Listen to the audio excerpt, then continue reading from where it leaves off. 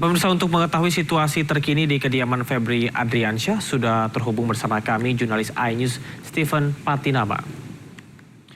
Ya, selamat malam Steven. Bagaimanakah situasi rumah ex-Jampitsus Febri Adriansyah usai ditetapkan sebagai tersangka?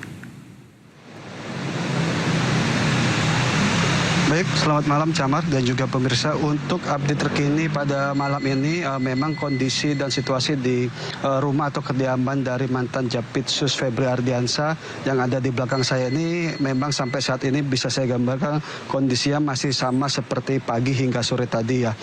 Kondisi yang Anda lihat di layar kaca saat ini memang suasananya terlihat sepi begitu, tidak ada penjagaan yang cukup ketat ataupun sangat ketat seperti hari-hari sebelumnya.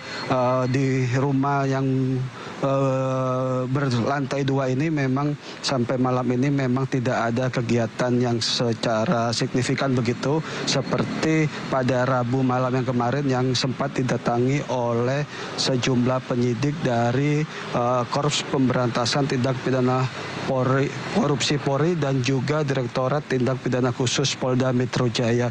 Memang sedikit terlihat aktivitas normal saja seperti keluar masuknya pekerja rumah ataupun penjaga rumah di pagar hitam yang tepat berada di layar kaca Anda saat ini untuk mengambil makanan ataupun membawa makanan masuk ke dalam kediaman dari mantan Jampitsus Febri Ardiansyah dan juga tersangka dari kasus dugaan gratifikasi dan TPPU di PT Asabri begitu.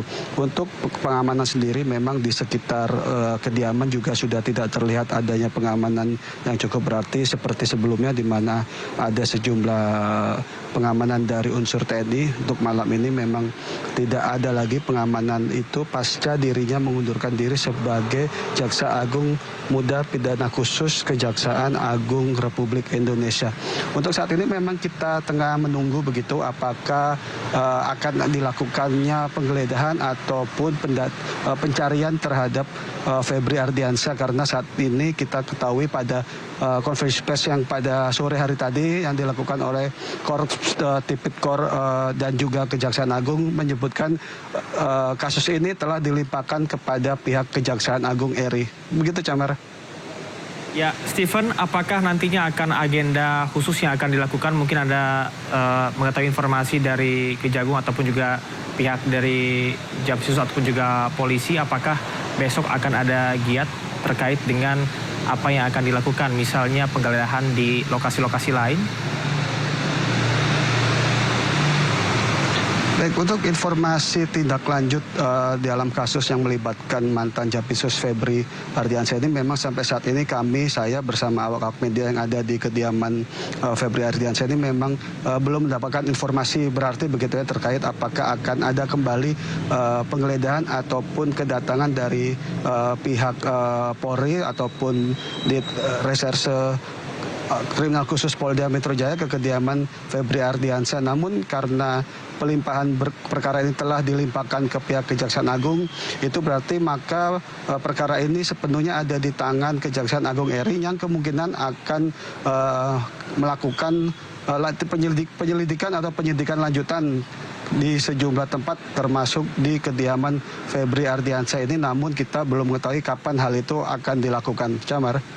Ya, Steven, kembali ke situasi dan kondisi di sana. Apakah Anda mendapatkan informasi baik dari tetangga ataupun juga warga sekitar yang melihat keberadaan ataupun juga aktivitas di sekitar rumah terkait dengan keberadaan ex-Jampitsus? Baik, untuk kondisi di kediaman Febri Ardiansyah ini mungkin dapat saya perlihatkan. Memang kondisi rumah dari mantan Jampitsus ini memang berada di ujung begitu ya, ujung jalan Radio 1. Posisi rumahnya itu dia membentuk seperti letter L begitu. Jadi ada 2 pintu gerbang yang berada di depan layar kaca saat ini dan juga satu lagi pintu gerbang yang ada di sisi jalan Radio 5. Untuk keterangan ataupun pantauan di lokasi memang tetangga ataupun sekitar kediaman ini memang tergolong sepi wilayahnya begitu Camar, karena banyaknya rumah yang memang tertutup dan juga di kawasan ini banyak sekali area-area komersil begitu ya, seperti kafe dan juga restoran yang berada sekitarnya tidak kurang 300 meter dari kediaman Febri Ardiansyah. Dan juga dapat saya perlihatkan akses jalan di Radio 1 ini memang tidak ramai oleh kendaraan lalu lintas begitu Camar, karena akses ini dibuat satu arah ataupun ditutup begitu. Tepat di depan itu adalah portal dari jalan Radio 1 yang ditutup, sehingga memang akses untuk kendaraan bermotor yang melintasi jalan Radio 1 ataupun tepatnya di depan kediaman dari mantan Japitsus Kejagung RI Febri Ardiansyah memang sejak sore ataupun sejak pagi tadi memang tidak terlihat ataupun sepi begitu, atau baik pun itu kendaraan bermotor yang melintas ataupun juga warga yang melintas di depan kediaman dari Febri Ardiansyah. Selain itu memang sempat saya berkeliling di sekitar lokasi ini, memang ada sejumlah kamera pengawas yang dipasang di sejumlah titik seperti di ujung jalan yang mengarah ke depan gerbang dan juga ke arah jalan Radio 1 ini untuk memantau situasi dan kondisi. Namun belum saya pastikan kamera pengawas atau CCTV itu milik pribadi dari Febri Ardiansyah ataukah kamera pengawas dari lingkungan setempat. Samar. Baik, terima kasih rekan Steven Patinama, dan kami akan terus nantikan bagaimana update di sana. Selamat bertugas kembali. Febri Ardiansyah mengawali karirnya sebagai jaksa di Kejaksaan Negeri Sungai Penuh Jambi sejak tahun 1996. Setelah melenggang ke Gedung Bundar, karir Febri kian moncer dengan mengungkap sejumlah mega korupsi yang menjadi sorotan publik.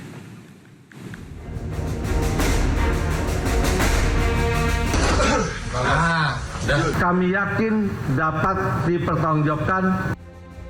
Febri Ardiansyah, pria kelahiran Jakarta berusia 58 tahun ini menjabat sebagai Jaksa Agung Muda bidang tindak pidana khusus Kejaksaan Agung Republik Indonesia sejak Januari 2022. Sebelumnya, ia menempuh pendidikan ilmu hukum di Universitas Jambi. Kemudian melanjutkan S2 dan S3 di Universitas Airlangga, Surabaya, Jawa Timur. Febri Ardiansyah mengawali karirnya sebagai jaksa di Kejaksaan Negeri Sungai Penuh Jambi. Kemudian ia hijrah ke Bandung dan menjadi Kepala Kejaksaan Negeri Bandung. Setelah itu, Febri menjabat Aspitsus Kejaksaan Tinggi Jawa Timur, Wakil Kepala Kejaksaan Tinggi Yogyakarta, dan Wakil Kepala Kejaksaan Tinggi DKI Jakarta. Karir Febri kemudian kian moncer. Ia didapuk sebagai Kepala Kejaksaan Tinggi Nusa Tenggara Timur, hingga kemudian melenggang ke Gedung Bundar sebagai Direktur Penyidikan Jampitsus Kejaksaan Agung Republik Indonesia, hingga akhirnya menjabat Jaksa Agung Muda Tindak Pidana Khusus. Pada tahun 2022, Febri melaporkan harta kekayaannya ke KPK senilai total 6,36 miliar rupiah. 3 tahun kemudian, harta Febri meroket menjadi 18,26 miliar rupiah. Sepanjang karirnya di Kejaksaan Agung, Febri pernah menangani sejumlah mega korupsi yang menjadi sorotan publik. Di antaranya korupsi tata niaga timah di PT Timah, pengadaan Chromebook Nadiem Makarim, impor gula Tom Lembong, dan pengelolaan keuangan dan dana investasi PT Asabri. Kemudian korupsi dana investasi PT Asuransi Jiwasraya, BTS 4G Kominfo, tata kelola minyak mentah PT Pertamina, tata kelola program makan bergizi gratis, dan lain sebagainya.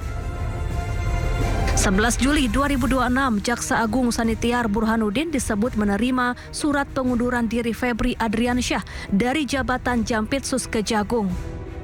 Pengunduran diri dilakukan pasca penggeledahan yang dilakukan polisi di sejumlah lokasi, termasuk rumah pribadi Febri terkait dugaan kasus korupsi. Tim Liputan iNews melaporkan. Bukan dilimpahkan ke KPK, kasus mega korupsi yang menjerat ex-Jampitsus Febri Ardiansyah justru dilimpahkan ke Kejagung. KPK menyebut hanya menangani kasus yang sudah sesuai kriteria, sesuai dengan undang-undang, bukan berdasarkan asumsi.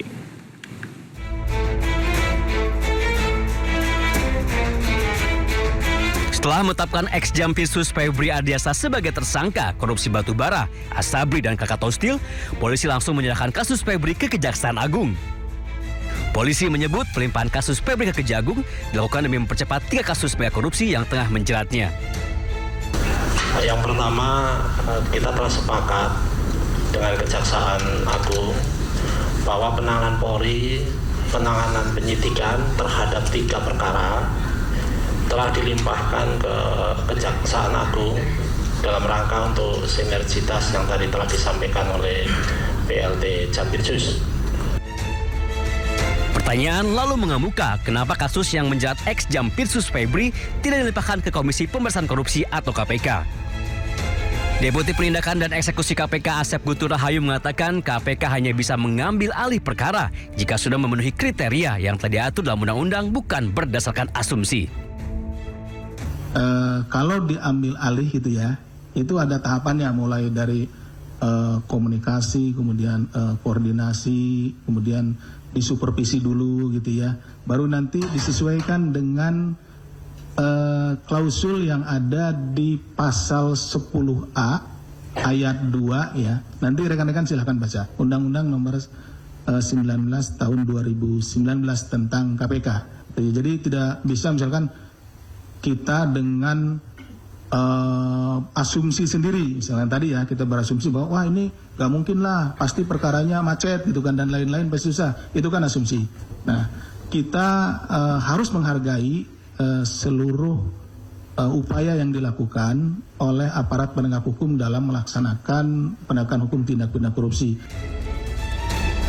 Sebelumnya, polisi menggeledah 13 lokasi yang berkaitan dengan penyidikan dugaan korupsi, tindak pidana pencucian uang, dan suap untuk 3 perkara yang berbeda, yakni korupsi pasokan batu bara PLN, PT Asabri, dan PT Krakatau Steel. Polisi akhirnya menetapkan ex-Jampitsus Febri Ardiansah sebagai tersangka. Tim Liputan iNews melaporkan.